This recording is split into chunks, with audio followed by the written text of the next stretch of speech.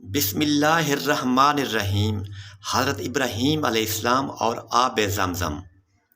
حضرت ابراہیم علیہ السلام اللہ تعالیٰ کے حکم سے اور بیوی اپنی ہاجرہ کو اور جو حضرت اسماعیل ابھی پیدا ہوئے تھے ساتھ لے کر کسی جگہ چھوڑ آئے تھے جہاں دور دور تک آبادی نہ تھی، نہ پانی تھا اور نہ کوئی درخت۔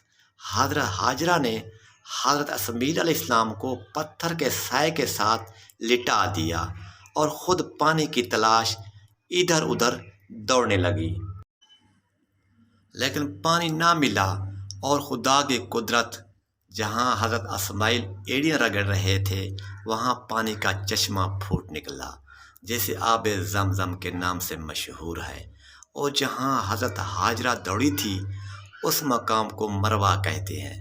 جب حاجی حج کے لیے جاتے ہیں تو اس جگہ دوڑ لگاتے ہیں جہاں حضرت ہاجرہ نے دوڑ لگائی تھی۔